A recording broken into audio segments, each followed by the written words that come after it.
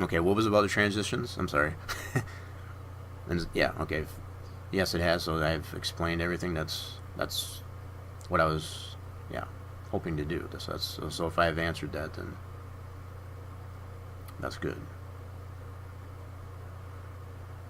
Yeah, realizing now too, as far as looking at the chat, is my timers as far as on my social media outlets there. It's like, yeah, those are all working, so that's pretty cool. So it's giving me some insight as far as what's working, what isn't working, as far as one thing I am noticing as I say that, I don't notice my one bot is doing anything, so I have to look and see what's going on with that. But that's something I need to do probably offline, but I don't see it doing anything. Da, da, da. Yeah, as it's supposed to be putting it here, and it's not. Bummer. Yeah, I gotta look into see what's going on with that one bot. I got the one bot that's working, but I don't know if because the one bot's working, the other one doesn't want to work. I'll have to see. That's all in the Discord, so. But yeah, I think what I'll do, and then once I go through that, I will call that all good. A lot of information, I guess, has been shared, and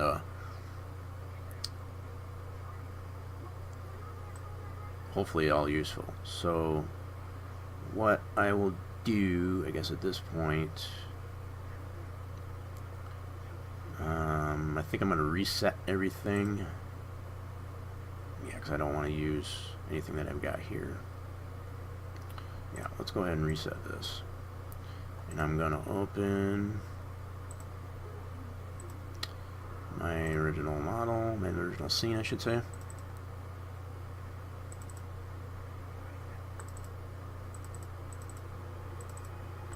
Okay, open my original scene here.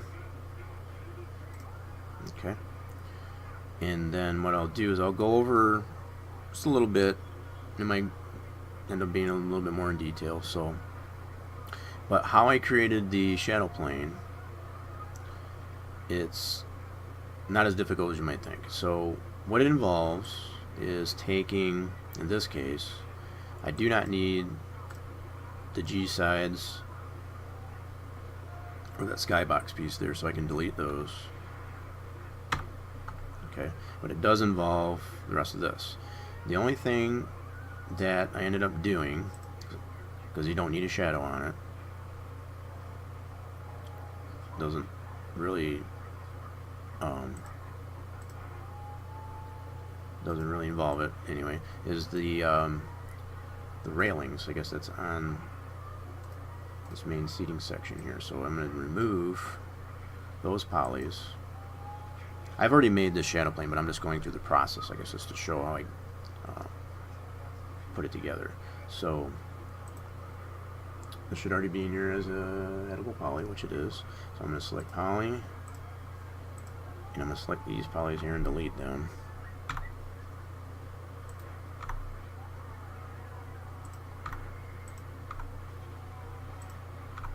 Just take all these railings out. I want to get it down to just the seating, to include this little rise that's in there and what have you. Okay, so I'm just going to remove all these polys. Come on, there we go.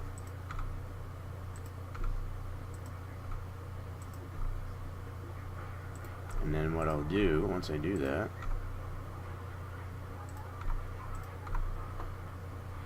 because what I'm basically trying to get it to is I want a shadow plane that conforms, I guess, to the shape of the grandstands. So what better way to reassign the polys that exist for these seating areas? So I'm going to actually take these out too. Don't need those as part of the shadow plane.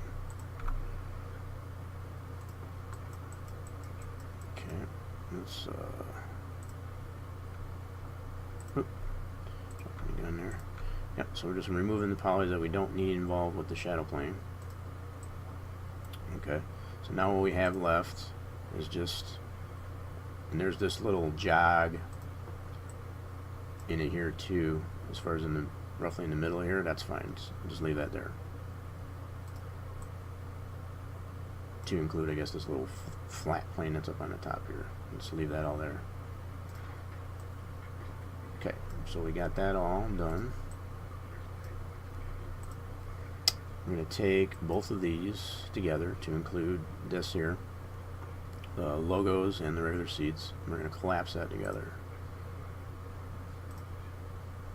Okay, so now that's all one piece. And I'm going to, for the sake of this is naming conventions as far as your mesh names, and those are all self-included, I guess, in the final 3DO in this case. You should get into the habit of, you know, creating, you know, valid names, I guess, for your items. That way, if you ever have to look at the 3DO, you know, internally to look and see what's going on with it, you know exactly what's going on as far as like, okay, I know that's section, so on and so forth. Granted, you don't necessarily do anything with the 3DO as far as viewing it, say, like in a text editor, but it's just good practice, I guess, too. So for this case, I'm going to name this as G Shadow, as I've already done that way. Okay, and then what I'm going to do, instead of having that texture applied to it, with that selected, I'm going to go into Material Editor, and I'm going to go into a new sphere, click the standard, okay, go into the diffuse, the bitmap, and I've already got a texture already made, and it's, again, once like I've already mentioned, the texture that you want to apply to it, it needs to have alpha channel in it. If you want the object that's produced by the pass file to have transparency in it, the texture that's applied to it has to have alpha channel in it. And I've already gone through that process as far as how to do that. I've already got this texture made, so I'm going to use this one, and it's just the magenta in there, and it gives me that image alpha. So I'm going to apply that to it. So now I know this object, which I create here for the shadow plane, is going to have transparency in it. Okay, so with that applied, yeah, with that applied, I know that'll have transparency. So now, and this is where it gets a little tricky, because what you essentially want to have in order to create the proper ambient occlusion, you need the objects that are involved, I guess, with creating that shadow. So in this case, we need the skybox.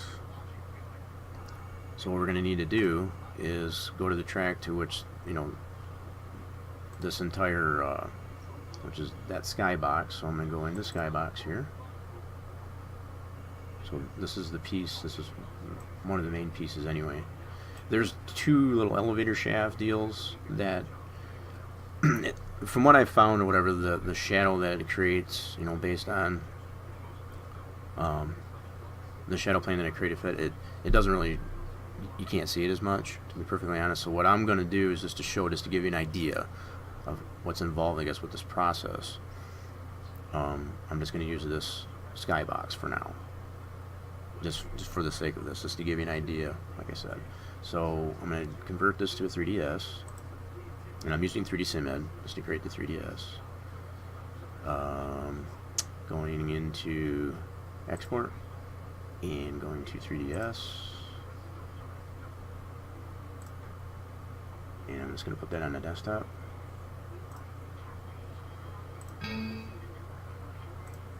Something happened there. What happened there? Did something wrong. Just a second.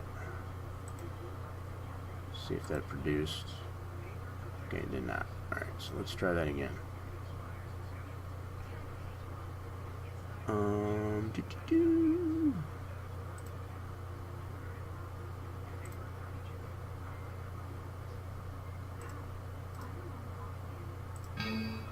What is going on?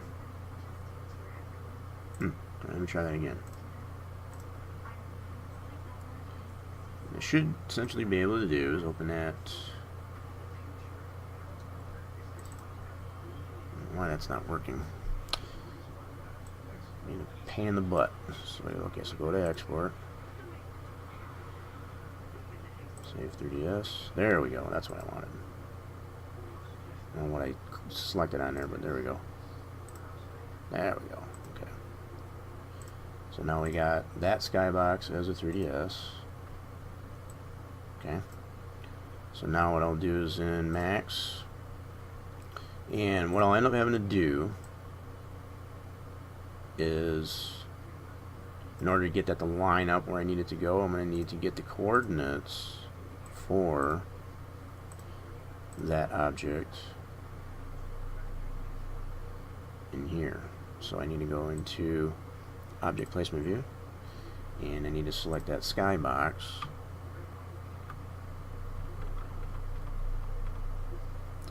And I'm going to have to do the same thing with the plane. That's probably another fair mention. Yeah, it is one of those days, I'm telling you. Nothing wants to work right. It's like when you expect it to work, you know how it's supposed to work, and it doesn't work.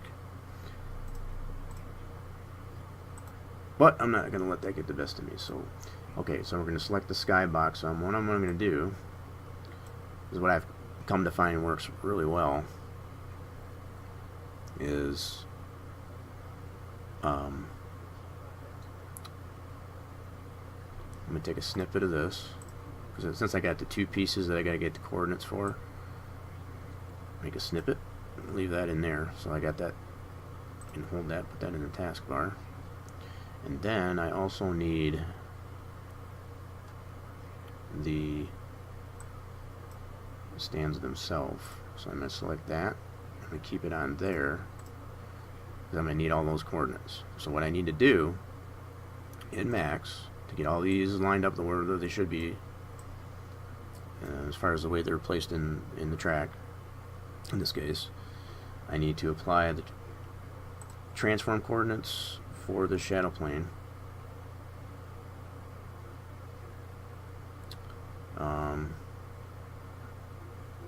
Yeah, try not to get ahead of myself here. So, yeah, if we go into here, this shadow plane needs to be at,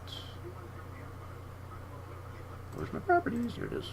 So minus 10, minus 217.4, and minus 26 on the Z. Okay, so minus 10. You know what? I can actually do it this way. This is what's making it harder on myself. Copy this, paste that value into here. Okay, and this is what's kind of really versatile, I guess, about Sandbox Utility as well. Copy that. This is our Y. Okay, you can see it getting into place there.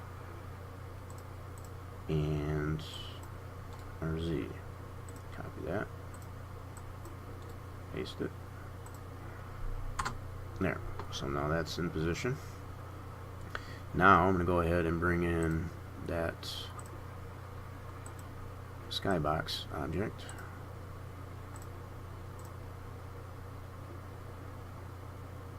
Merge it in. Okay. We don't need to worry. We don't need to be worried about texturing it.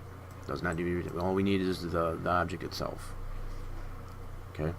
So with that selected, we're going to put that into place. So we got that in our little snippet. And the only difference with this one is here I can't copy from that. I mean, you could easily probably go ahead. In fact, I'll just go ahead and do that, to be honest. I'll close this out. You can do it either way, but I was just trying to keep it somewhat simple. So I'll go ahead and select that skybox, and let's go from the pull down. Okay, so that's selected, and just copy these values. This is probably actually easier, to be honest. And just do the same thing as I did for the other piece. Copy those in there.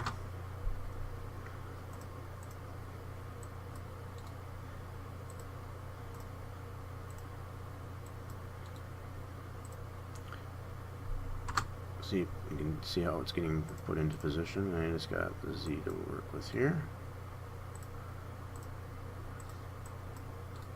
This is a critical part to getting the ambient occlusion as far as where the shadow is going to land. So now with that skybox into position,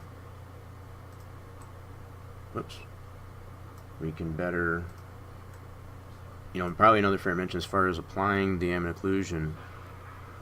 You want it, you want the texture that to which the ambient occlusion is going to apply. You need to have it textured. So even if you don't map it, in fact, now that I say that, you want to have it mapped properly. So in this case, make sure you have it mapped to, appropriately, I guess, to the texture. So I'll go in and do that. Granted, this is just a, magenta texture, but as far as the size of it, you want to conform that, the mapping, I guess, to the size of your texture. So that is a critical piece too. I don't want to leave that out. So the fact that I am using a 1024 wide by 256 texture, here's the TI for it exactly. It is already done. That's essentially what we'll end up applying to it. But it needs to have that alpha channel, so that's why I'm using the magenta. So what I'm going to do is open up and unwrap UVW right quick here, and I'm going to open up the UV editor. Going to apply UV shadow like that. Okay, and then I need to zoom out on that probably. Yep. So we'll have to resize all that mess to that texture. We don't need to tile it or anything like that. We just want to get it to. So what I'm going to do is go to polygon, select all those polys, and what it should do. You could do it the same way in the editor itself too. Either way, as far as either drag select all that, or do it within the editor itself. Either way. So in other words, if you're in the editor here, you could just drag select these two as well. So works either way. I'm going to bring this over to here.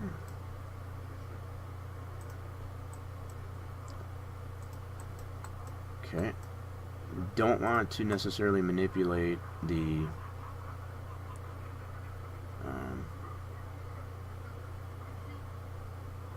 I think I did that right, yeah. Pretty sure that's right. Okay, just making sure.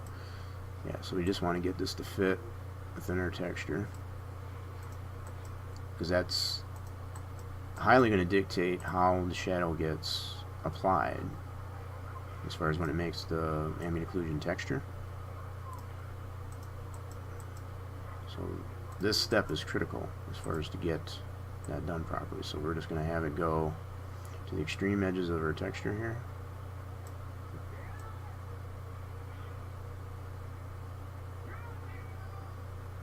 Okay, just make sure it's all contained within that texture, like so. What in the world is going on here? What is that? That doesn't look right.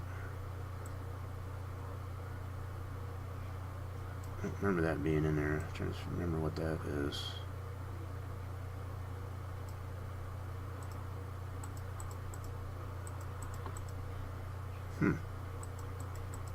Interesting. I wonder if I need to do. Hold on a second. I think what I forgot to do. I'm getting ahead of myself, right? I need to do a quick planner. That's what I need to do. Ta-da! There we go. That looks better. Yeah. So do the quick planner map. It'll put it in this orientation. It'll probably be stretched out or whatever like that, because I've already resized this. But yeah, this is what you want to do. This is what we want. Okay, so then we want to just extend it to the extremes of the texture as far as the outline here. So we want it there.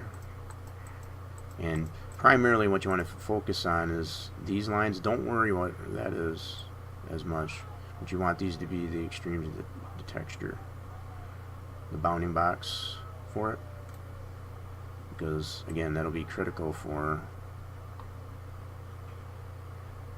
all the more reason, I guess, to use that magenta to help you see where that's that bounding box is landing. And it won't hurt it so much if you're off just a touch. It won't hurt it too much. You just want to get as close to having that to the extreme edge of the texture as possible. So now that we have all those polys within that texture, that's mapped accordingly. Okay. So now I'll go ahead and collapse all that. Okay. So now we should have our G shadow that's all been collapsed. And I'll just go ahead and reconvert it back to an old poly just to have it. Now with everything in position, and like I said, I'm going to leave out the elevators because it didn't really produce that much of a shadow, I guess, where those areas are. So I'm not going to worry about that so much. I'm just trying to show as much as possible how, the general process as far as how to apply appropriate shadow plane, if you so choose. So having that in position where we need it to be, as far as how it is exactly in the track, it's going to put that shadow, as far as the intensity of it, it's going to land in that spot. So that's why it's critical, I guess, to get that in the right spot. So now that we've got that mapped, as far as what's applied to the shadow plane, we've got it named appropriately. So even though you're using basically a temporary texture to apply to the model itself to have that ambient occlusion, the textures that I'm using do not. These are bitmaps with using a TI, as far as the 4-bit color and so on. That's going to be separate. But the fact is, they're named exactly the same. G_shadow. So this is essentially what makes the MIP as far as this parent texture and the TI, which, like I said, I already showed that. So you can get the idea as far as how I got this here, all the shadows that it did create in my initial ambient occlusion. Okay, so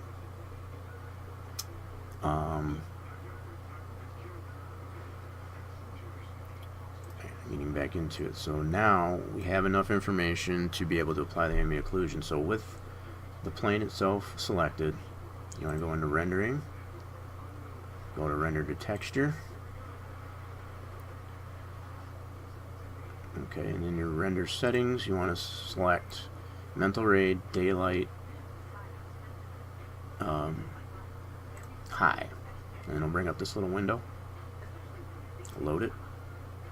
Okay, and then moving down here, you don't need to do anything here. It'll show you got the G shadow is selected for that particular process there.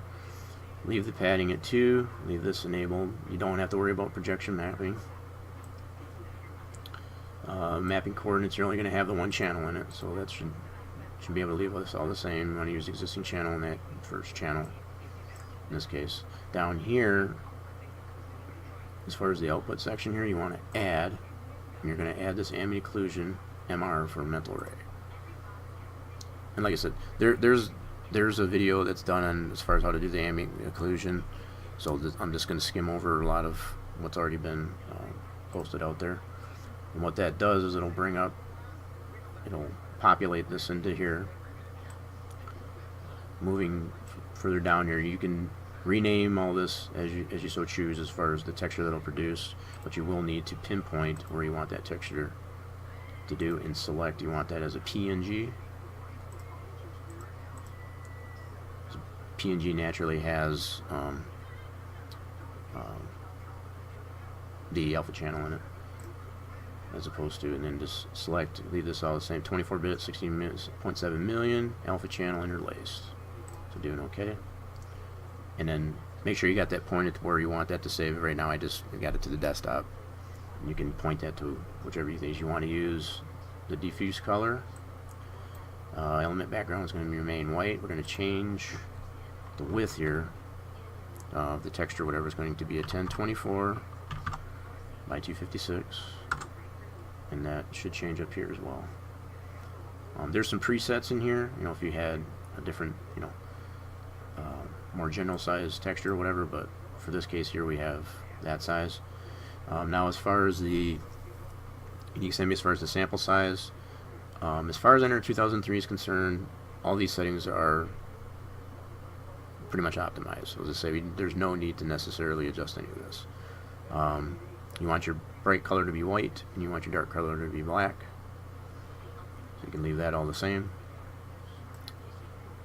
You want to leave this on save source data, create shell. You want to duplicate the source to baked. You want that selected. And because we want to produce a texture that we can apply as a shading layer necessarily to our model, as I showed the parent image and the TI, we want that to render to file only, so that it produces that file, as we've already defined up here with our under the desktop in this case. Okay, so render to file only. You want to keep source materials. So whatever we have applied to this, it's going to keep that. Okay, so with all that selected and done, you want to do a render, and this will bring up this window, and it'll look funky in here, but don't be concerned with that. What we're concerned with is what it actually spits out as a PNG that we defined to be placed on the desktop in this case.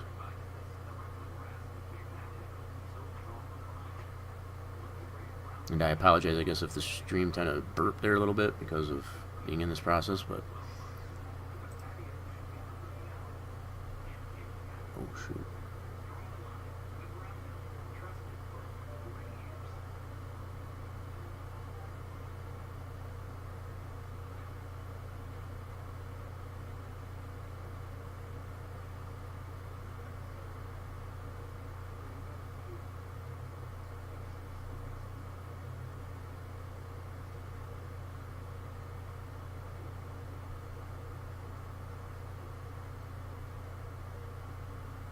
I'm not sure how much of the stream is getting kind of funky right now, so I'm just gonna wait till this is done. Notice I do have a lot of drop frames, so just bear with it for a second.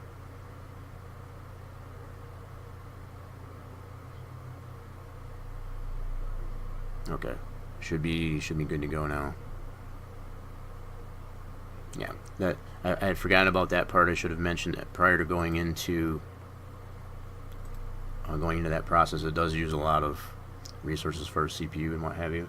So yeah, I definitely apologize for not mentioning that before. So I'm not sure how much got stopped being funky. Thanks, Torch. Yeah, realizing I was keeping an eye on OBS there to make sure, and yeah, I dropped a few frames, I guess, and then I forgot about that process. It does use a lot of CPU power to produce that. So in any case, now that we're back, you don't want to be concerned with this particular window. What you want to be concerned with is the file that you had initially set up for it to produce, which is right here. This is what we named it as, and you can open that up and you can see where that shadow is. Now from there you can actually adjust the intensity of that. So we're going to go into, put this into our paint program here, and you can play around with it there. So like in this case here, we want it to, the TI, I want this to be reversed because we want the black to show, not in this fashion. And because we don't have it being applied to an already existing texture, be it that it's the plane itself, it's all transparent. There's no other parent image, I guess, that we're applying it to. Otherwise we could just apply this as a multiply layer. Like say for example, if we were to take this and paste it to this, let's say this is another texture that's a parent image, paste this as a new layer. From here you could actually apply this texture that we've overlaid it as a multiply, and it'll do this. So and then you can adjust that independently as far as the intensity of that shadow. And even with that said, what I could do is just change this here to, let's go ahead and do that. Yeah. No, in fact, what I want to do, yeah, I'm going to go ahead and do it just as I described, because I'm using a TI, I guess in this case. Like I said, there's no other parent image in it. So yeah, what I want to do here first, before I do that, is I want to do a negative image of this, because of the way this is applied. Oh, that's not what I wanted. I want to do colors, do negative image. There we go. So now what I'm going to do is take this, copy that, edit paste as a new layer, and I'm going to remove this, the original one. Forgot now. No, dang it. Okay, let's start over. Take this all out. Nab it. Alright, let's try that again. So we're going to copy this and paste it as a new layer. There we go. So now we got that in there, we can change this here to a black, which is essentially be considered our parent image. So that's all black. And then from there, we can change the intensity of this, which you will have to, because otherwise it's like really bright.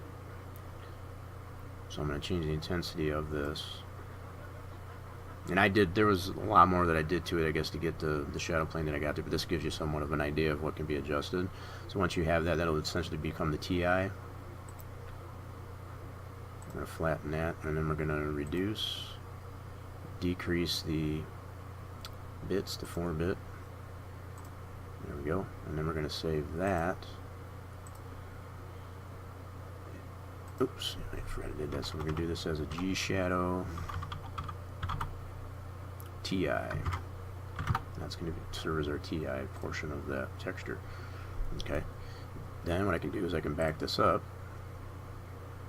all the way to turn this one off, and then I'll do a layers, flatten all that, and then we'll make that our parent image. Okay, so remove TI to that. So now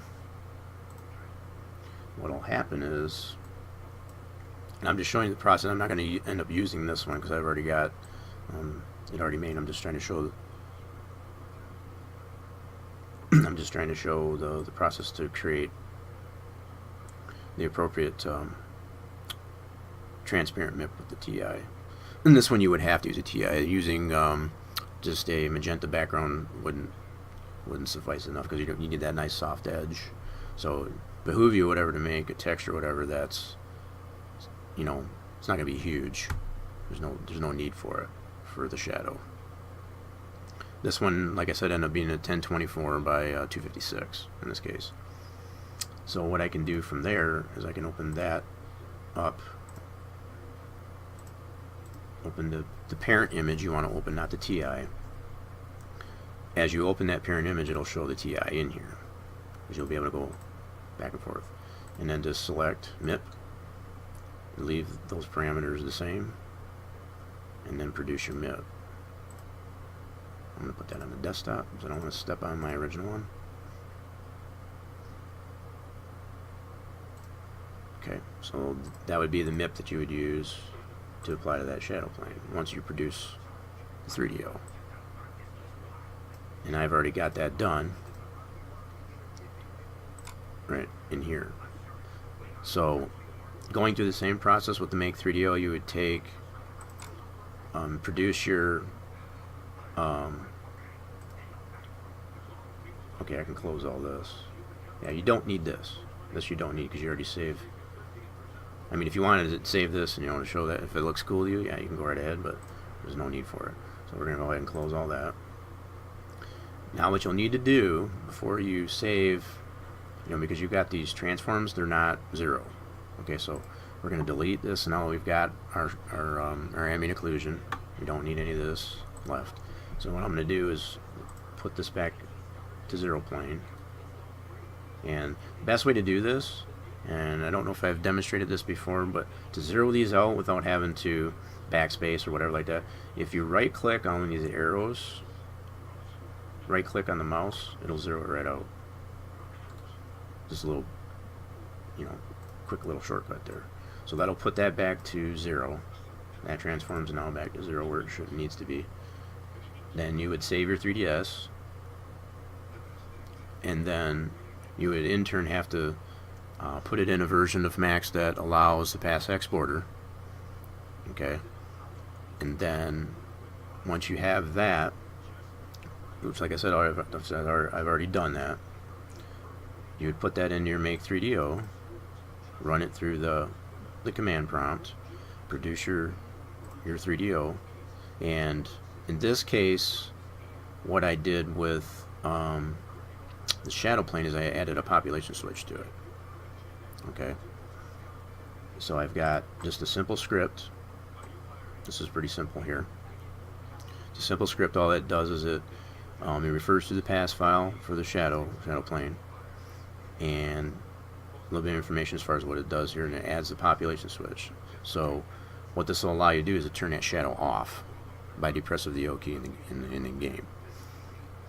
You don't have to do that, but if you already have your, for example, if you already have your grandstands to be hidden, you'll end up having the shadow just floating in midair if you don't apply this. So this is what I found works better. Whatever, it's like if you're going to turn the entire grandstands off, you'd want to remove that shadow as well.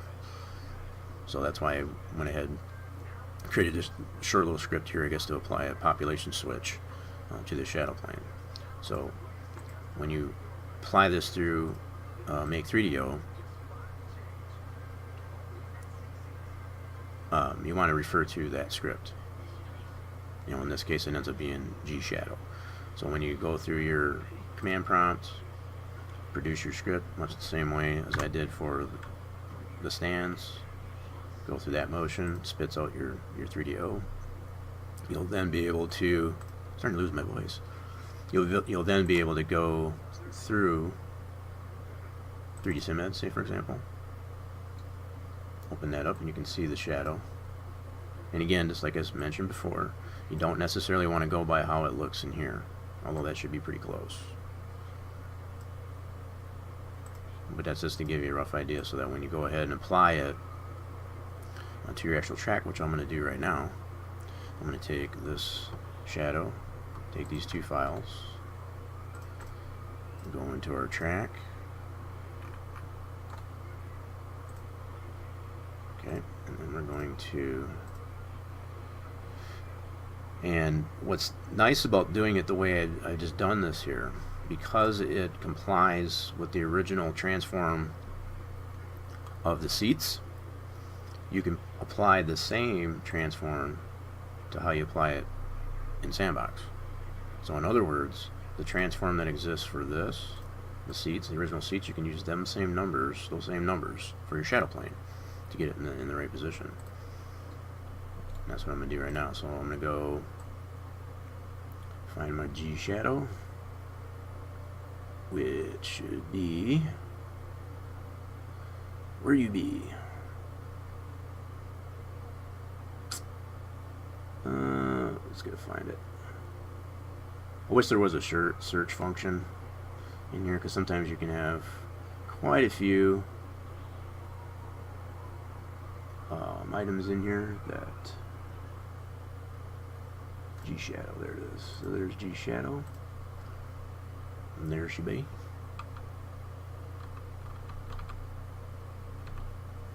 There's the G shadow. So now I should be able to take that to the fix, and I can apply the same values as I did, as there is for the original grandstand object. So in this case it was 217.4? I forgot. 217.400, and I forgot what it was now. Just a second.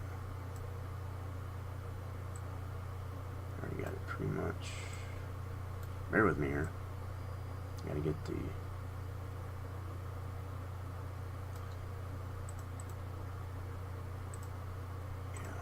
so that's 217, yeah, minus 217.4 and minus 26. Okay, so going back to our shadow.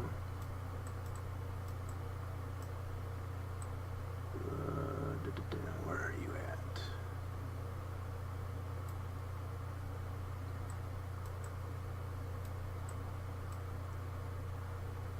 don't know why it's not putting it there. That's interesting. It usually shorts that. Come on, look at it.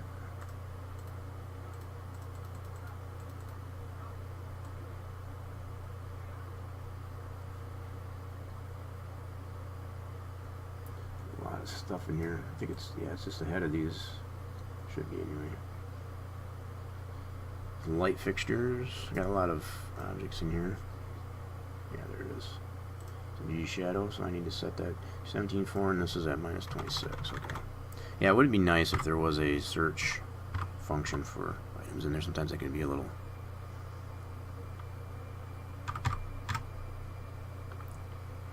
wishful thinking. Okay, so now we got that set to the same transform. What we should be able to witness is our shadows there. So that shadow plane is now basically hovering above that original object, grandstand object here, and now you got your shadow plane underneath your skybox. And like I said too, this texture that I generated from here, it does have a subtle shadow right in there. It's not really all that visible, so that's why I didn't go ahead when I was, you know, kind of improving, you know, the creation, I guess, as far as how to do that. I didn't go through that, all that mess. So that should give you a rough idea as far as how to create a shadow plane for an object like this. And that was pretty much all the only other thing I wanted to go over as far as that goes. Sometimes too, in realizing whatever, and I initially tried to put this shadow plane in here, it did not want to show initially. Sometimes it involves you having to save a new PTF, do a new refresh, and then load the track again, and then it'll load. But for this purposes here, it actually loaded right away, so that's good. Stranger things, but anyway, that should give you an idea, like I said, as far as how to create a shadow plane for an object. I mean, if it's already conformed, like I said, to the shape of that particular object, so just use that. I just combined all that stuff, and you can do the same thing for any other object if you so choose.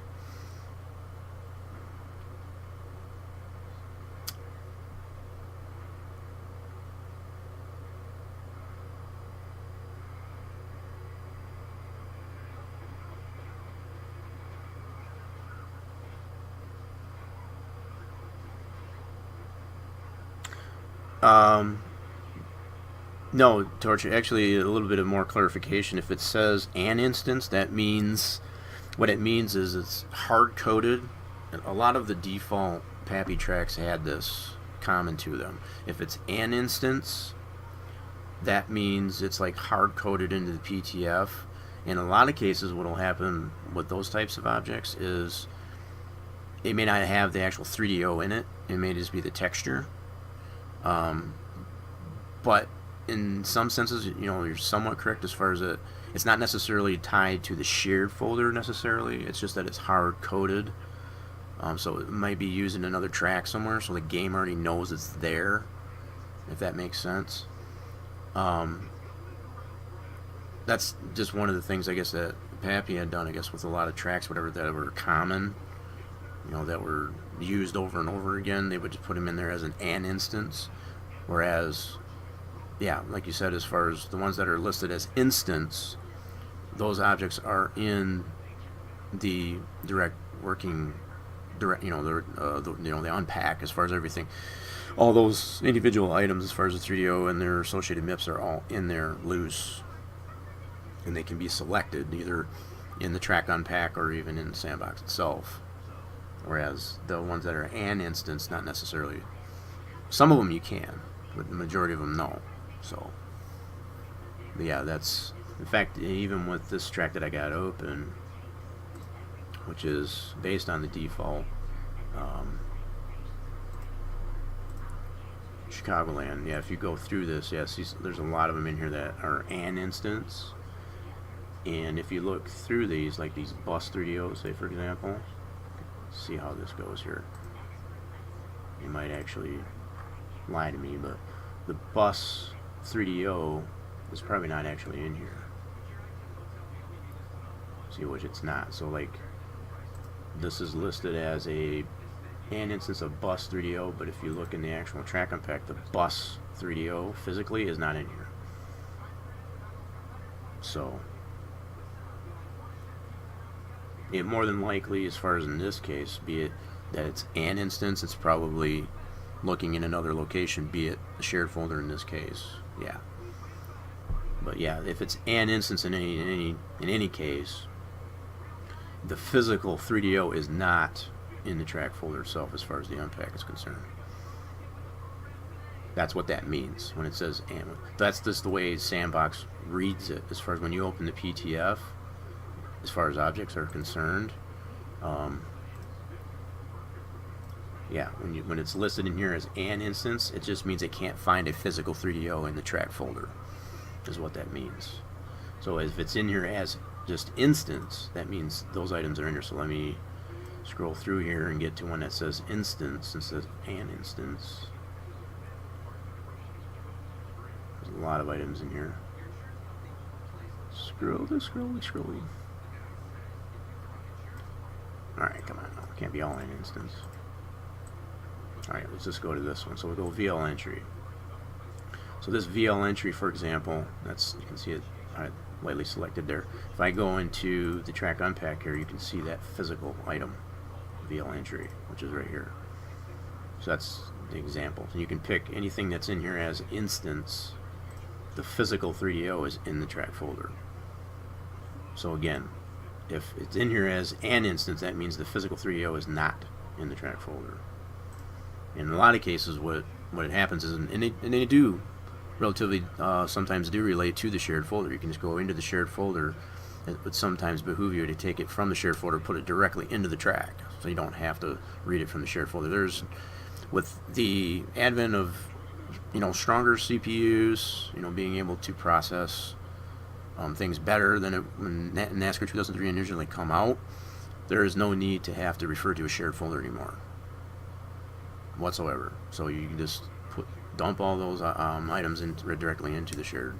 Now, granted, shouldn't necessarily get sloppy with creating huge textures or even unoptimized objects, for that matter, in that same process. You want to keep a lot of that in mind as far as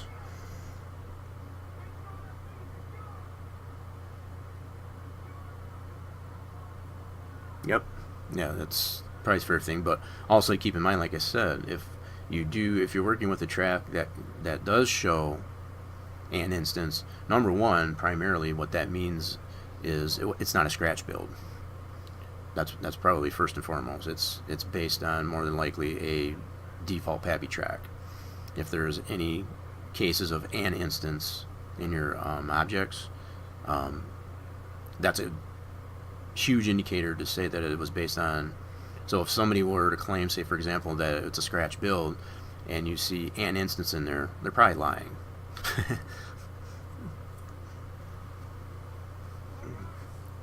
Because a true scratch build, and you can look at and I can use, just for an example, and I'm not trying to throw anybody under the bus, I'm just saying we've seen people mention that as far as it being a true scratch build.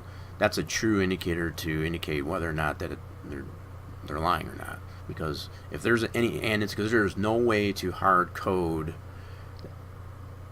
a case of an instance for a file. You have to physically, if you go through the motions to physically apply it into Sandbox, it has to be in that folder. There's no way to hard code it to say, yeah, I want it as an instance. So with that being said, I'm going to go ahead, I'm not going to save this one, but I'll go ahead and open up a scratch build that we had worked on, primarily Bristol. Kind of, let me see here, I think I can go, let me go to this one here. This will give somewhat of an indication here. So like, if I open this, and this is a completely scratch built track,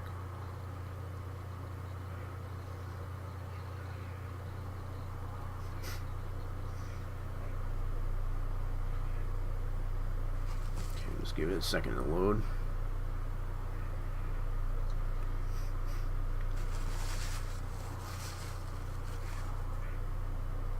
Okay, so we got this track is completely loaded, so it's got all the objects in here. Now if we were going to go into the properties here, if you go through this entire list, be it that the fact that this is a completely scratch built track, there is no cases of an instance. All these are instance. You go scroll all the way through this, these are all instance. Which means it's a truly scratch built track. Like I said, there's no way to hard code a case of an instance into the track. All these are in here. Any objects that are in this track is instance, no an instance.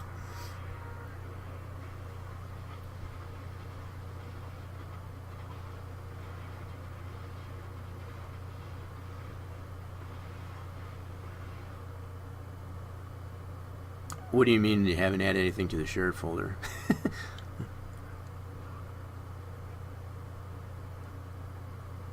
Do you mean as far as adding items to a track from the shared folder, you mean? Because it, put it directly into the shared, the track folder itself.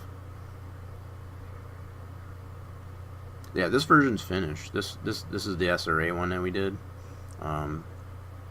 That's available in that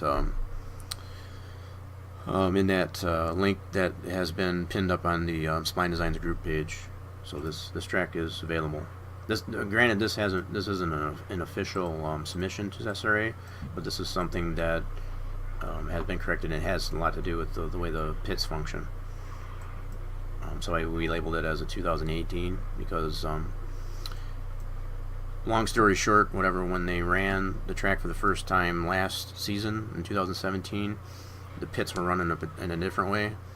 When they got to the night race in the fall, they come to find that we tried a different protocol, I guess, for the pitting, and it worked a lot better. So what happened is we still had the version that was initially released for the day version that had the different pitting protocols as compared to the night one. So we haven't officially submitted this to SRA, I guess, as a release. Hence, it's noted in that pin post on the Spline Design site. But this is primarily based on that build for SRA.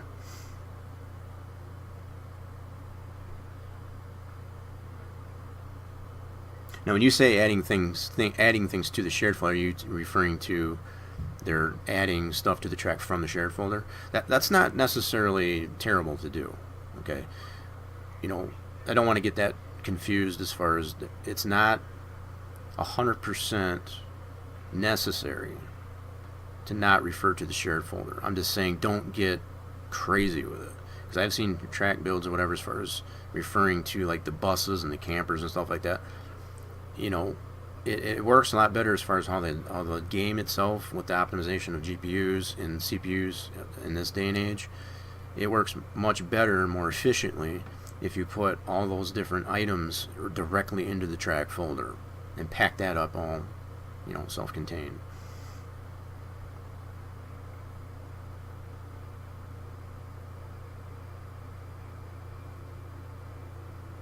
Which video of what? Third Torch?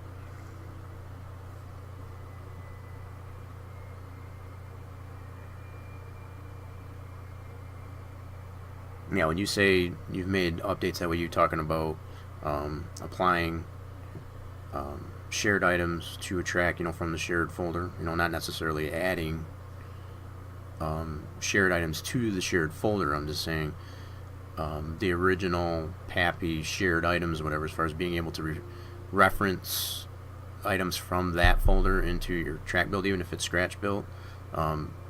It should be discontinued, I feel, because there's no necessity for it. If you're finding it necessary, I guess, to apply stuff from the shared folder, put them directly into the track folder. I guess that's what I'm saying.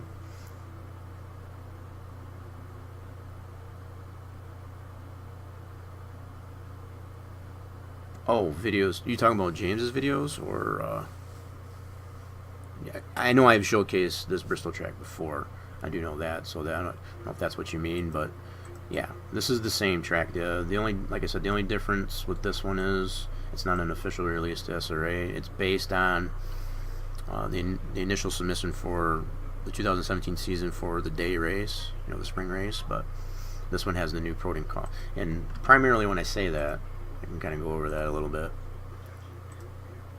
kind of tease it out there a little bit just to kind of give you an idea. But what's involved with that is what we did in the initial version here. It had, this is all apron.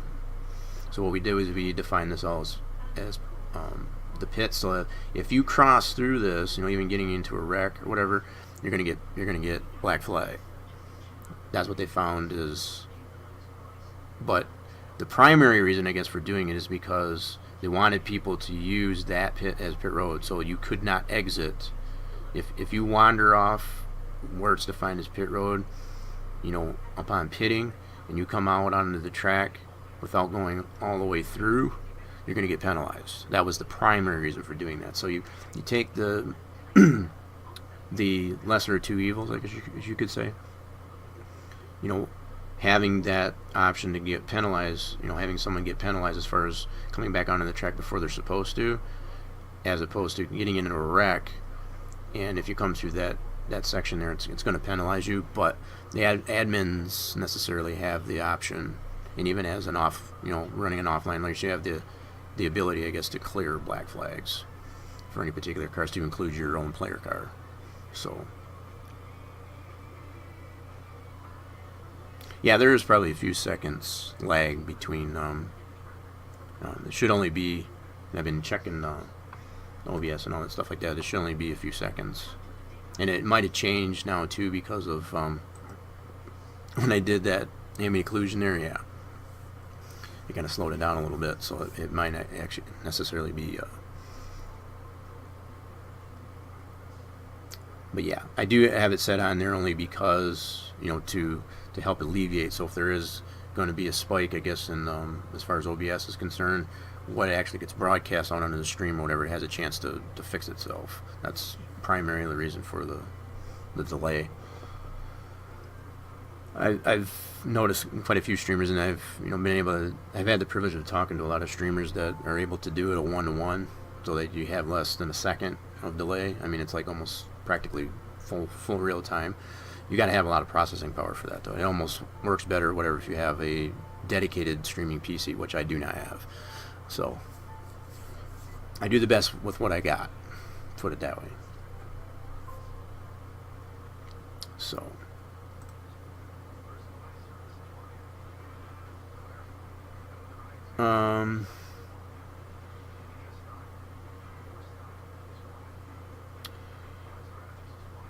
just trying to think if there's anything else you think you've got, Torch. I know you've been the primary active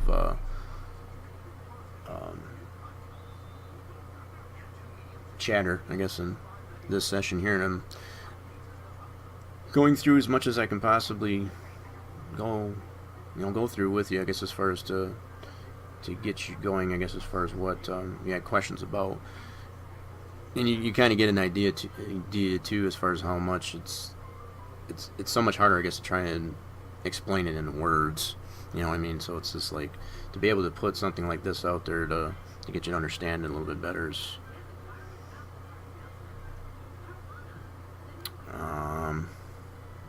But so far as the update thing, I was speaking to as many people make updates that require adding their MIP changes to the shared folder or track map folder.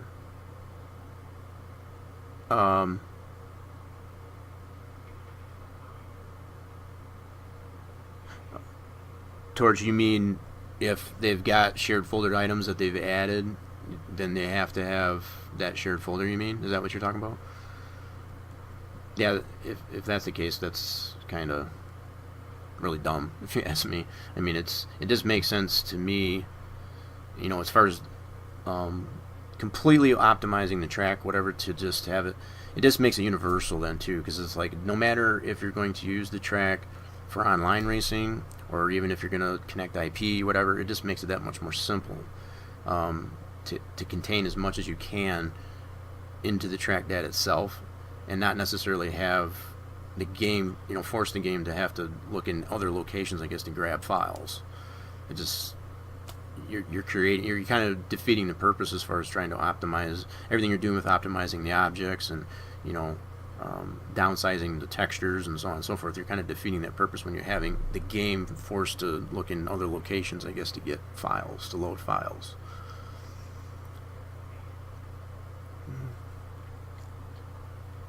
So hopefully, I guess that explains it enough.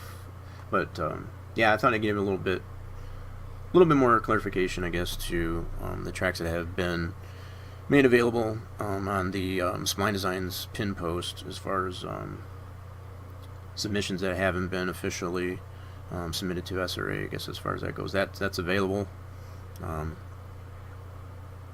So that both the day and night versions, I guess, comply with each other, with the exception, I guess, of one is night and one is day. So. Like on the Stunhead site, a guy said the updated Las Vegas wall by adding new MIP file to the track folder to, that's not a, oh, I see what you're saying. Yeah, so stuff that's already existing in there, you're just, updating the MIPs that already exist in there. That's not necessarily an update. Is that what you mean? I mean, that's kind of true. I mean, to be honest, I mean, that's, all you're doing is, I mean, the ability to be able to change MIP files, as far as to change it from, one advertisement, I guess, to another, to me, no, it doesn't necessarily justify, I guess, that's being their own update. I mean, it's, yeah. And I think our definitions, I guess, of a real update, as you say, is kind of the same. I mean, it's, if you're going to do a true update, then really update it.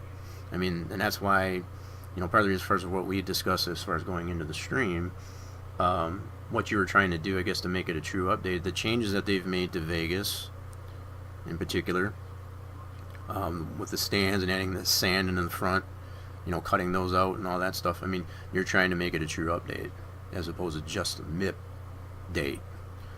So that's, kudos. I mean, that's, it's respectable. I mean, rather than just apply, and it's the same with some others that I've spoken to, I guess, as far as trying to get an idea. And this is part of the other reason why I put the stream out there. I know I don't do as many as I'd like to do, for real life getting in the way and what have you, but it's like, I think more of these types of streams need to get out there so that everybody knows as far as the proper way to do it. Because, I mean, everybody's got their own notion as far as how to do it, but it's not necessarily the proper way. So hopefully this gives a little bit more clarification on how to do that. And I think I added a little bit more than I intended to do, to be perfectly honest, as far as the whole thing with the shadow plane, because I think there was a lot of confusion on that. I mean, a lot of people have seen it done, they've, as far as the finished product, but it's like, how did that happen? So much can be said. It's the same idea as, too, like James has posted videos about how to create grass patterns, like on the trialable grass. It's the same idea. Only thing that you're doing differently is taking the model of the track, going through 3D SimEd, creating the model of the track, say, for example, and cutting out the section that you want to put a pattern on. It's the same idea. You're using something that already in existence, either by, through a default track that's already built, or something that you've created from scratch. You can do that either way. And I guess while I got this thing going here, I know we had talked a little loosely, I guess, about you being more privy, I guess, to the Daytona track that I put together in comparison to yours. Not trying to discount what you did at all, I guess, with the TE version that you put out there. We had already discussed offline as far as what should have been done differently there. So I think you're well within the understanding as far as how that goes. But I will say, let me go ahead and load what I did, and this is what I consider to be a test bed. I guess we've tried a lot of different types of things with a lot of different tracks, to include even our original build, and just simply combining all the good things that we have come to find with Daytona builds in particular. Let me bring this up. Here we go. So this is the track. Load this up in Sandbox, and just to give you an idea of what's going on with it. I know I've posted screenshots about it.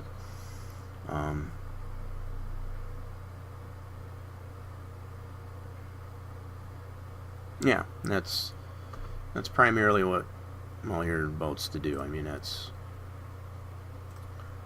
these are meant to be of assistance, I guess, to that. So, I mean, you obviously, you know, as far as the way we've talked offline, as far as you had somewhat of an idea but didn't know 100%. And as we've talked even offline, as far as, I'm not saying the procedures and the workflows that we have in place are perfect. You know, there's more than one way in a lot of cases to come up with the same result. But, you know, there's still, it can be considered and it can be argued that there's still a right and a wrong way to do it, as far as, you know, like we discussed offline, as far as how to create an edited 3D, and particularly a grandstand. You know, being able to go through 3D Sim Ed and knock out planes and stuff like that, you know, to accommodate, I guess, what they actually did to the track. Going it through it that way and producing a new 3DO, that is not the absolute optimized way to do that. And that's, if anything, that's the word and the advice I'd like to get out to people to understand. As robust and as nice as that 3D Sim Ed utility is, it, you know, you still need to have, you know, versions of 3D Max, you know, and even the slightest knowledge of PSG scripting to do it the proper way. And what I would probably like to do, and I don't know if I'll necessarily do that, I mean, we're well over 3 hours, I guess, into this thing. I mean, there's a lot of information that's been put out there for sure, but possibly even to put out, as you suggested earlier, Torch, as far as to put out a another sample script, I guess, for like a grandstand, you know, or for different types of things. We've already got that sample one out there, I guess, just for a general object, static object that has a population and a weekend switch, but not necessarily specifically for a grandstand. And the problem with trying to put a script like that together is it's going to vary, you know, because of, depending on the construct of the actual grandstand itself, the way, you know, the flow of it, even the one that I've shown earlier for that modified, you know, the edited Chicagoland stand, it's going to be different. I mean, it's going to relatively have the same type of pieces into it, you know, relatively the same, as far as, like, you got to define your MIPS as far as what's going to switch and so on, but it's going to vary as far as the containers, the variables the variable containers, and the functions and so on. So,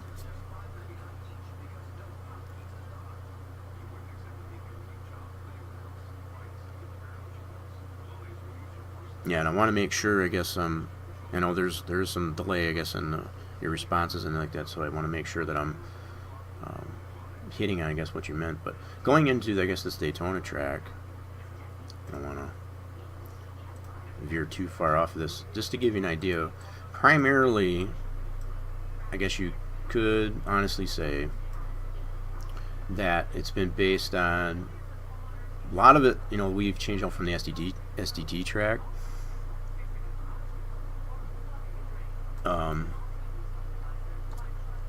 But, you know, we've added James's, you put this beautiful Daytona Rising together, so that's in here. This one does have, as far as on the tri-oval here, it has 2 planes. This here is an object, as far as this here, and that's based on the actual geometry of the track, so it follows the flow. So you can see, even this being an object and having that transform, as far as for that piece there, it follows that double yellow line really nicely. So you get a sense of that. But even this pattern that's in here as an object. and that's, you know, using the geometry of the track, you know, through 3D SimEd. So these here, and I think you may have seen, may or may not have seen these, Torch, but these here have been modified from the original ones that we'd done there for Texas to fit this track.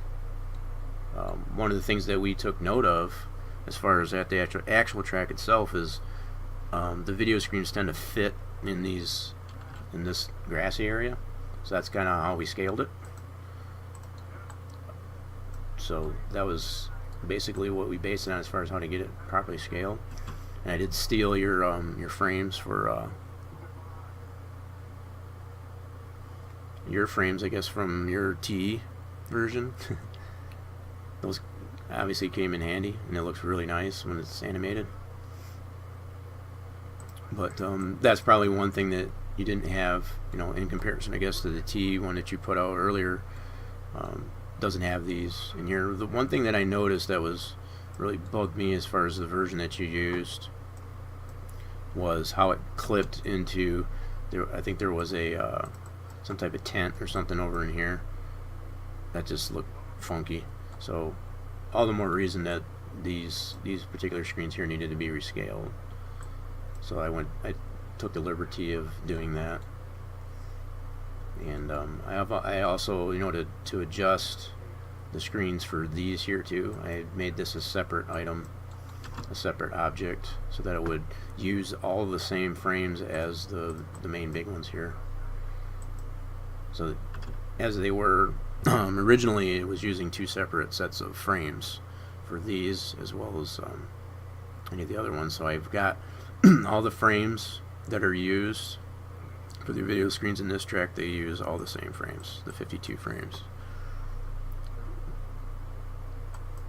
So, and I'm not saying at all this thing is perfect as far as the geometry. I mean, we did some edits here, just some loose and rough edits as far as this area being. One thing that did exist in the track that we used as a base is there was a dirty shadow.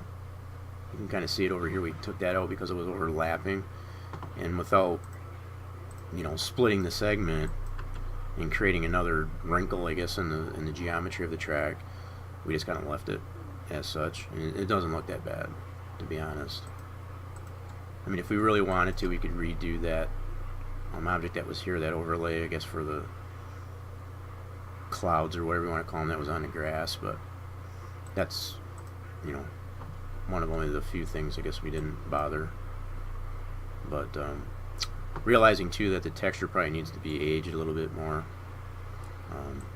based on its current state or whatever. It's a lot more whitewashed, but that could be easily done just through MIP. But just to give you some, and these billboards, these have all been I think we ripped these, I guess, from your TE. Those textures, and as well as the objects themselves. We did. These are unmodified. So let me put those into place here in the backstretch.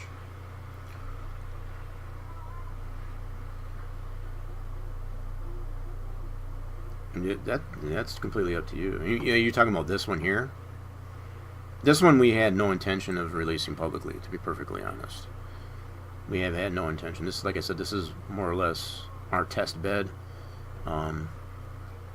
for what is possible. Because if we were to do a Daytona build, to be perfectly honest, if we were to do a Daytona, another release, it's going to be completely scratch.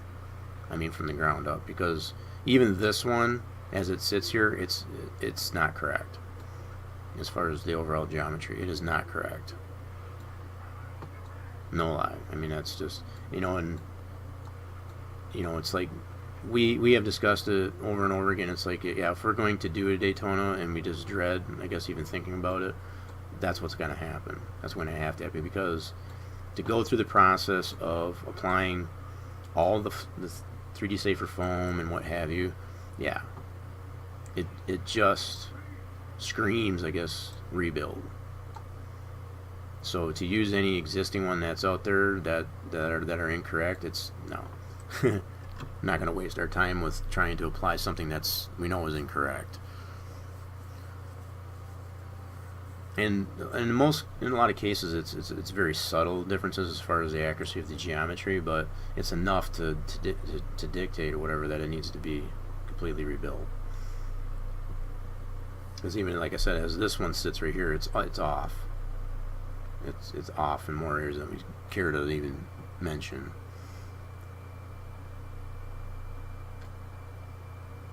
Yeah, so, but I figured I'd just give you a little bit of a rundown if you haven't seen it in its entirety. I know I have posted a couple pictures, you know, showcasing, but even like this restart zone,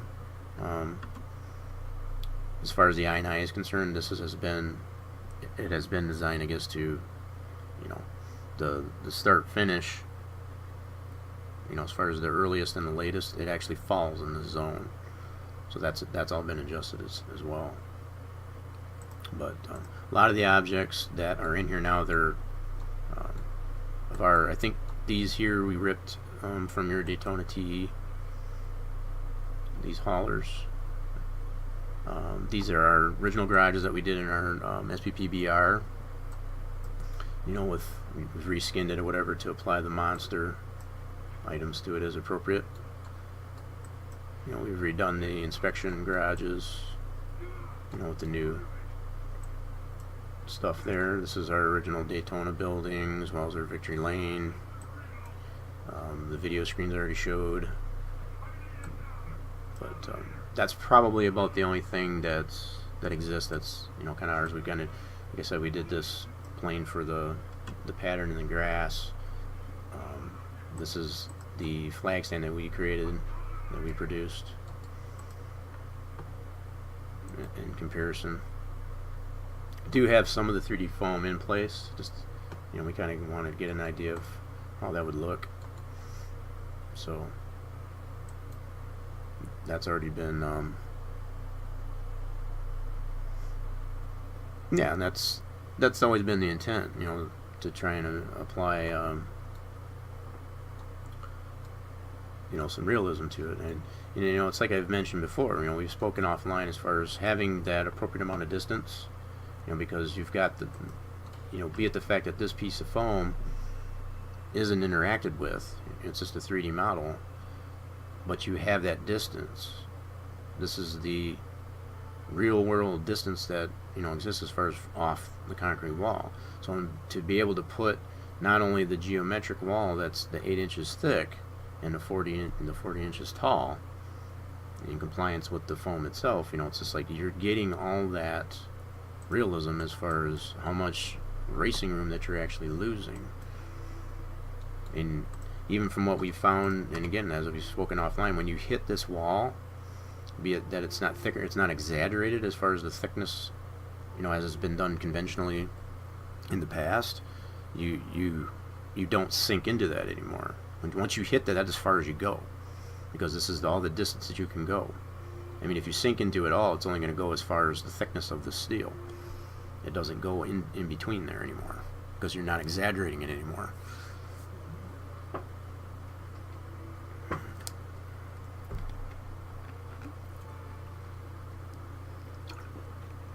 Well, it's like I said, we're well over almost 3.5 hours into this thing. I mean, there's, like I said, a lot of information that's been put out there, and I'm gonna have a lot to go through, I guess, as far as to do some clips. As far as some of the stuff we've gone over, I try to get timestamps. That's partially the reason, I guess, I put the uptime in there, so I have a rough idea of where to look into the stream when I went over certain things. So that's one of the things, I guess, that's kind of the method to my madness as far as like that. So hopefully I can get some of those clips produced, I guess, so that, you know, you'll have something to refer to, you know, be it how to do this or that. So, but yeah, 3 hours into this, I've been doing a lot of talking, starting to lose my voice. Beverage isn't even helping anymore, so it's like, if there isn't any other questions, I think I'm going to probably stop it right there. A lot of information to go over, like I said, so if there was anything that you think I might have missed that you would, like me to go over, even briefly or whatever, you can feel free to chime in. Well, that's good. That's good to know. I mean, as far as go-tos, I mean, I think if there was, honestly, anybody that had the ability, I guess, to stream in much the same fashion that we're doing, could probably portray, I guess, their way, I guess, of doing things for sure. I'm not saying that, we're the absolute best. To be honest, I think if James had it in him, I think he probably would stream more, but he's got real life things going on as much as the same way that I have. It's like I'd like to be able to stream every damn day if I could, to be honest, but it's just not feasible. Yeah, actually I can do that. In fact, I'm kind of tempted to be honest, I got a little bit into me. I mean, 3 hours is 3 hours. I'm going to go ahead and close all this down. Give me a second or two, and yeah, he's been primarily doing house construction, yeah. Which, yeah, like I said, he's got real life stuff going on. I've had some real life stuff going on too. It's like if I had it in me, like I said, I would I'd probably stream it every day, and just to put information out there. But I think I've tried to cover so much, I guess, in just one stream. I had initially only intended, I guess, to do just a couple hours, but it's like, good grief. But I think what I will do, if you're okay with it, if you give me just a minute or two, I will close all this out, and I'm going to go ahead and test that Atlanta track live. How about that? We're going to give it, we're going to run a baptism by fire. What do you think of that?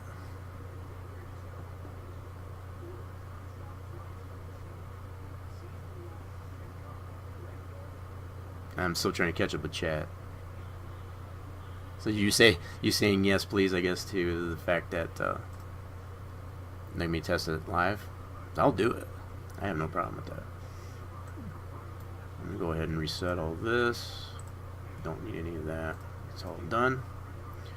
I am going to have to go back into, like I said earlier, and look into why those sides won't come into my scene properly.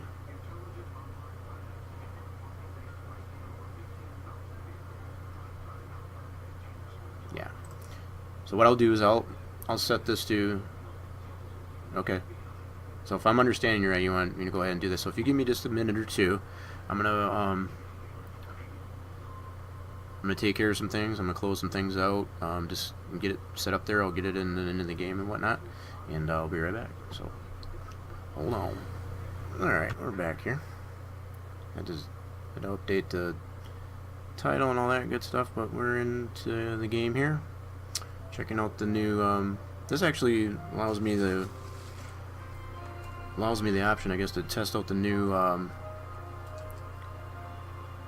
2018 with the update. I haven't tried this thing yet, so I'll be able to try out 2 updates in one. How about that? I'm gonna put it through its paces here. Baptism by fire, like I said. So I just gotta make sure I got my wheel and that set. Give me another second.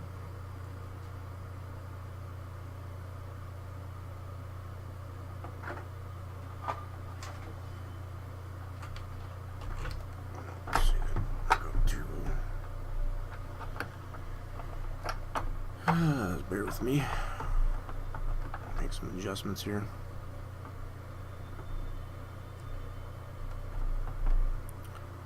I don't know if you've tried out the torch there. If you've tried out the 2018, they've got that update.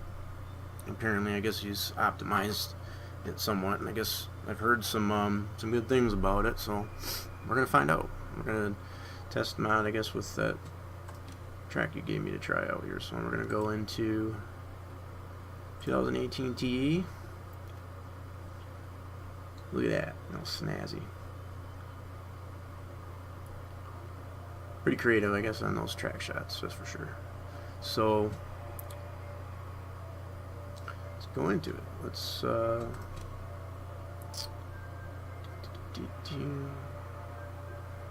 I'm gonna set it to that. Damage level realistic. Cool.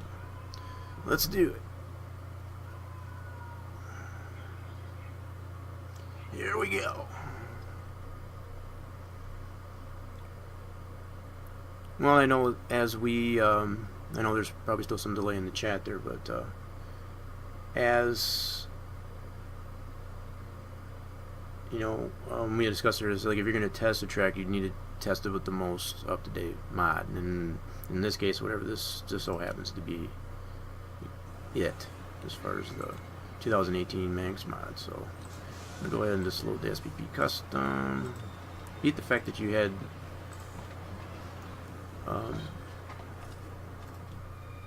based this on the SRA build. One thing I can already tell I don't like about it is the tar marks. I'm just going to put that right out there right away. So I'll just make this as blunt a review as I can. I mean, we're talking baptism by fire. I do not care for that.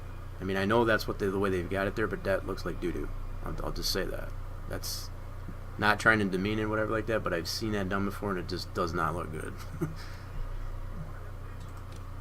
We tried to do that, I guess, ourselves there, and the best way that we've found that the way it should be done is in the form of a 3DO, a separate 3DO, like an overlay, if you will, I guess, of the of the track. So it would basically sit, it would basically sit above, like a plane above the actual track surface to have these marks, so that you don't have all this jaggedness in there. But that's one thing I guess I'll get out of the way. How about that? Not saying you did anything wrong. I'm just, critiquing it. I've seen this done before, and it just does not look very appealing. There's a better way to do it. Let's put it that way. Much the same way that you apply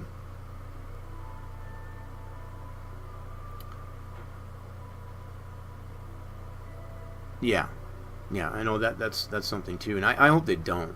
To be perfectly honest, I hope they listen to the drivers as far as like that. It's just like there's not, the way I look at it as far as the way the Atlanta track is there's no chunks coming up or whatever in comparison to other tracks that they've repaved and so on. A lot of the repaves have involved changing the banking of it, and I'll use Kansas or even Kentucky for that matter, even the latest Texas. The only reason why they repaved it is because they reprofiled it or what have you. There's really no reason, I guess, to change the integrity of the track. I mean, the drivers love the track the way it is, so listen to the drivers, okay? And this is something, another discussion I had with another fellow was when they had to redo, they found it necessary to have to redo Martinsville. I mean, there were physical chunks of the track coming up and wrecking drivers' cars. I mean, that's just no good. That's a higher indication, I guess, that there's a necessary need, I guess, to have to repave a track, whereas Atlanta doesn't necessarily have that. So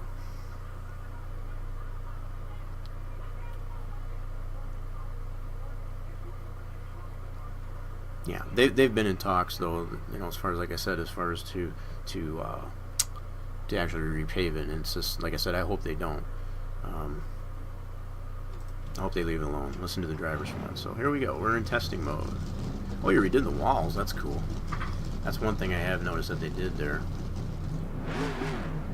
Yeah, the red, white, and blue alternating colors. Yeah, I have noticed that, and that was primarily, I think, only in the turns, if I remember right. Yeah, these tar lines, I think there's a better way to do that. Let's put it that way.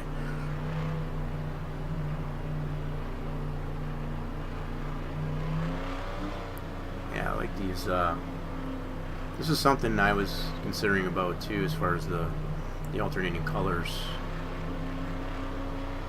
I think they're primarily just in the corners from the pictures that I've seen. They don't have them on the straights. That's pretty cool.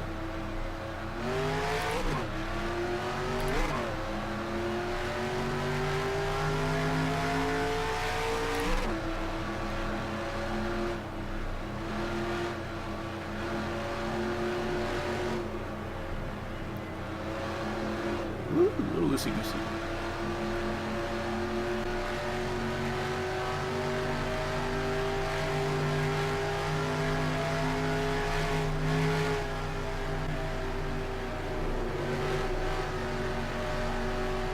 Oh, you got it on the top walls too? Nice. I didn't see that, but yeah, that's cool. So as far as the wraparound, it's not just on the one face. Yeah.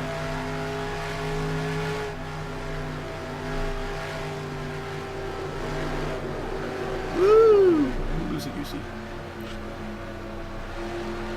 Hey, what tires on up there, buddy?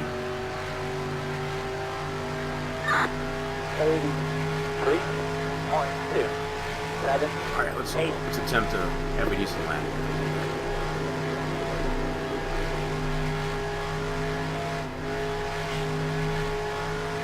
Let's kiss the wall there a little bit.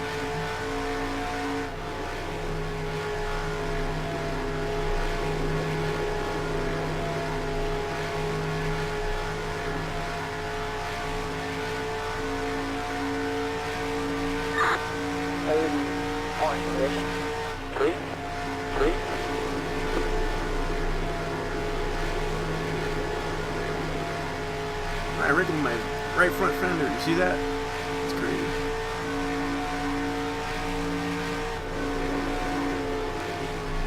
I'm liking the walls. The walls too. It's just those tire lines. I guess that's what's really getting to me.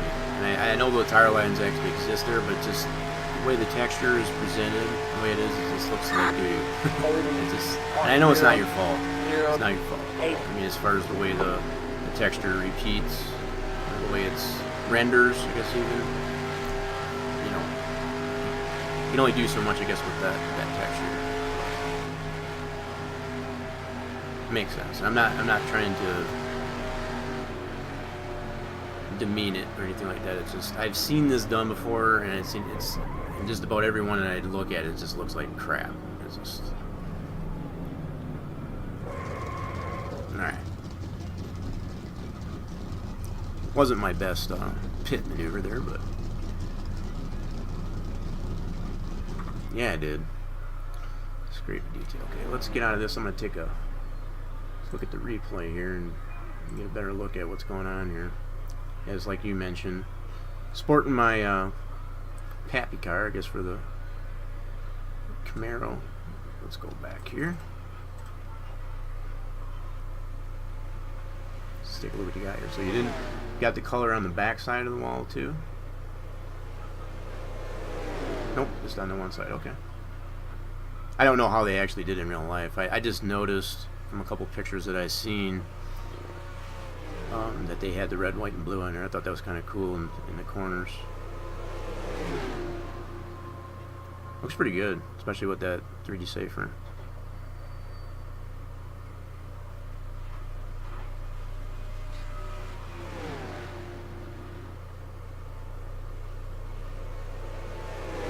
Track looks pretty good. I mean, it's other than like I said, the tire marks there. I think those can be done a little bit differently. I feel.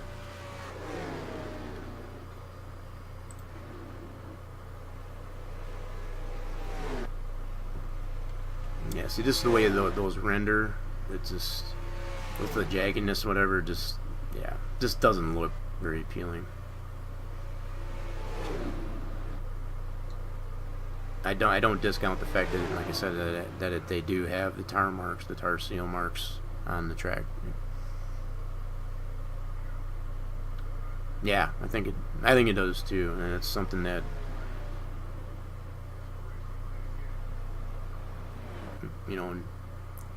paired up, I guess, with the camera angles that we've got applied to it. I think it shows it off really nice.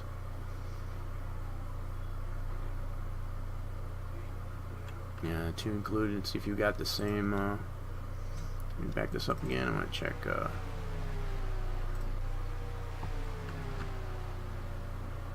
got our spectator view. Ooh, bottoming out there a little bit. See, this one doesn't seem to have...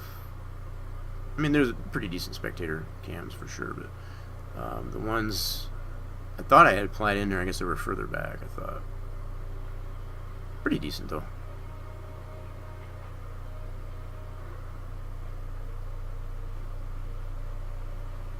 Yeah. Well, I mean, don't get me wrong, with the tar thing, you know, you did what you did, you did what you could, I guess, with the texture. And there's plenty of others that have done it the same way. It's just, I think there's a better way to do it. Simply, I mean, that's, you know, trying to use that singular texture, what having repeating like that. That's why you get that jaggedness in it, and it just doesn't look very nice. It kind of takes away from the track. I mean,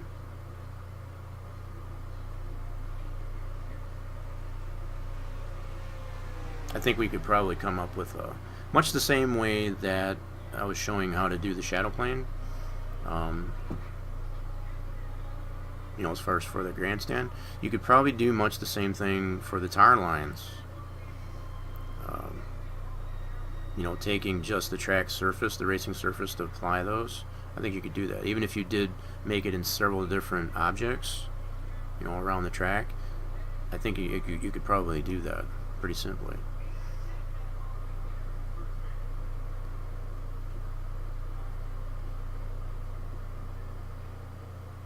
You got logos on the top of the walls too? I guess I didn't notice that. Now you got me curious. Let's see how you did that. Yeah, and I know that's probably another thing that's, you know, we've always shown that's possible, as far as even to paint those individual pieces of foam. So you've got logos on the top of the wall. So besides that, let's see what you got here. Go around here. Ooh, I think I see him. I think I saw one. Oh, look at that. That's pretty cool.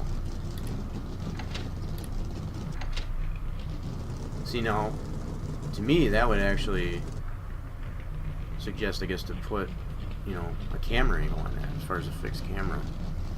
Show that off.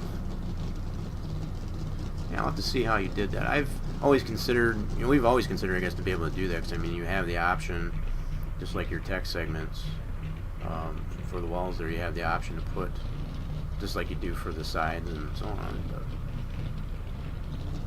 yeah, I see that. That's pretty neat.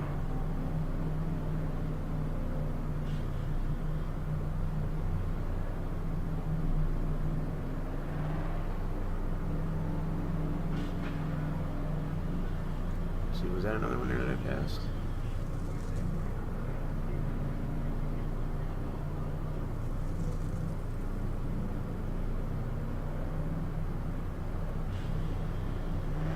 See anything here? I'm just looking to see what you got.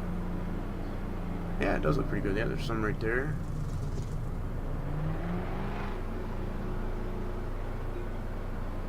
I mean, we can clearly see. Whoa, back up here. Is that a miscue? Baptism by fire, like I said. See, oh, that's okay. That's more texture there. That's the folds of honor. Thought maybe that was a miscue. Cool. It's like you kept the lines, I guess, as far as still lined up. There's no miscues in it so far, from what I noticed. That's pretty neat. That's hard to do sometimes.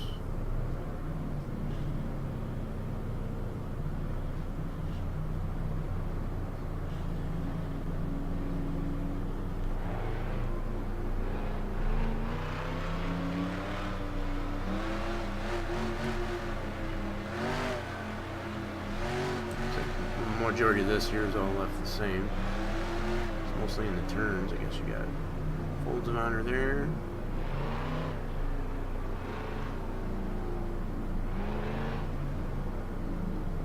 Pretty neat.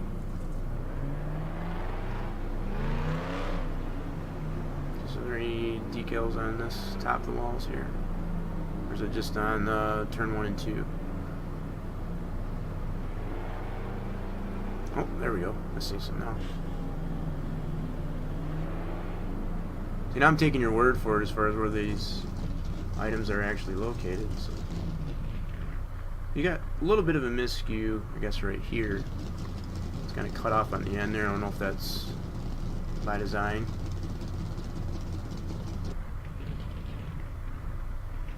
It's kind of cut off there. Not sure if that's was intended or.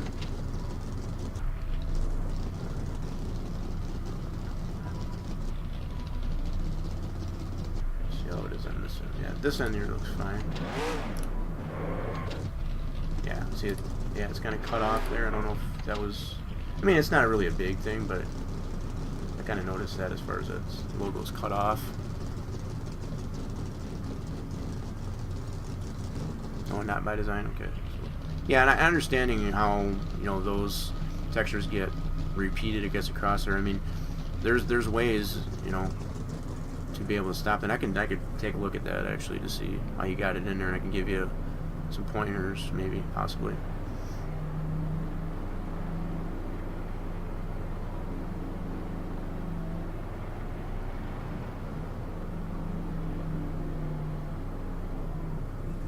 And it seems to only be on this one particular one. I don't know which one that is. It's what is that one anyway? What is that? Quick Trip. So I'll have to look for that one, I guess. In yeah, I totally understand. I trust me, I've been through that process. I guess more than enough to, as far as the skewing.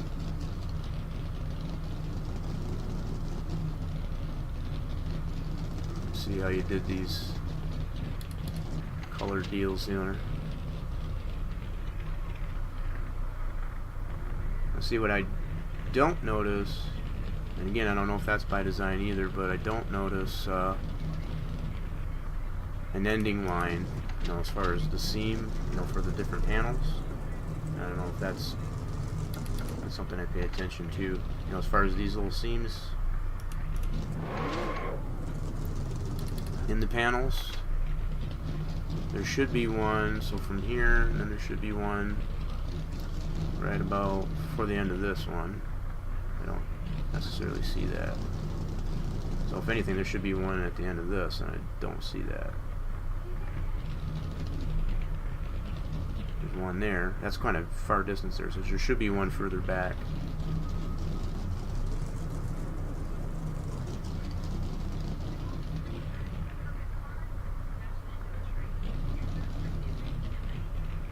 Cool. So did you have to adjust this restart zone at all? Did you readjust this, I guess, these lines? Or are these kept in the same position? You just kind of filled that area.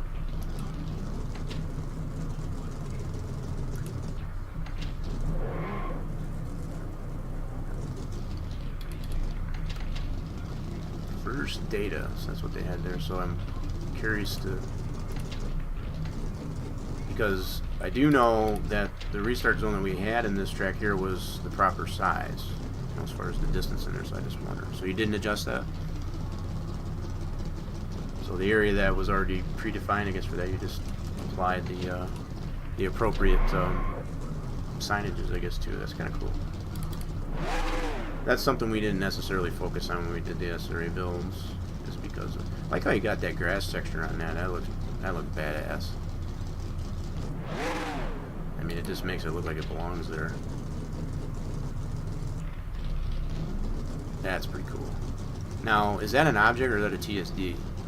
No, I say that.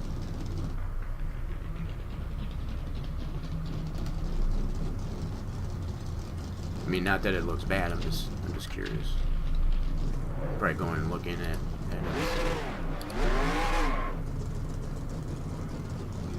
Yeah, it looks like it's probably a TSD, because it doesn't follow the geometric line, I guess, there, from what I'm noticing. Come on, shift. Yeah, so I'm going to assume that's probably a TSD. That decal right there. Well, just going by what I can see here, it doesn't. It looks like it's floating, and it doesn't follow the geometric line here. It kind of bleeds into the white line there. So I would have to assume that's yeah. I would do that as a 3DO, to be honest, and you can do that with much the same way you would do the grass pattern. Yeah, that's what I would do. I would clean that up there, and like I said, not that it looks bad. I think it would look better, I guess, if you put it as a 3DO. Now, I'm sure it wasn't. Trying to get that to conform, I guess, to that geometric line, but I think it would be easier to... Holy smokes, what's going on here? Look at this snazzy thing. Whoa, check that out. Well, that's pretty cool. Zoom out on this thing. Wow, that's pretty interesting. That's pretty cool. So that's the way they did the... Wow. Yeah, I saw pink in it too, as far as the magenta, so it needs to be cleaned up a little bit in that regard too. But not too bad. I mean, with that logo, I guess, on the apron there by the restart zone, some of that miscuing, I guess, of the top logos, you know, as far as on the top of the safer. These look pretty cool. Now, are these TSDs? Did you include that in the TSD, or is that actually a object? Holy smokes, that thing is pretty contoured. So this is all TSD right here? I'm realizing, I guess, the chat's a little delayed. I just want to make sure I'm lining your responses up, I guess, is what questions I'm asking.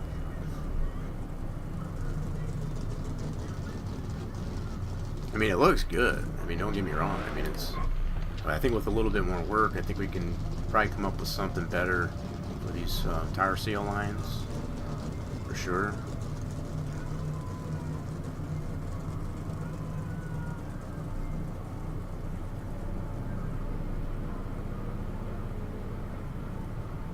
Really? Huh. I'll have to take a look at that. So that's pretty interesting. Alright. Really got me curious now. I think I've seen enough in this view. I'll go ahead. Before I get out of it, I'm gonna go ahead and throw this into a race. I need to test this. I need to test this mod with this update to see. And what better way, I guess, to test it? I guess with this track. It's got a lot going on with it as far as details. So let's see. Let's throw.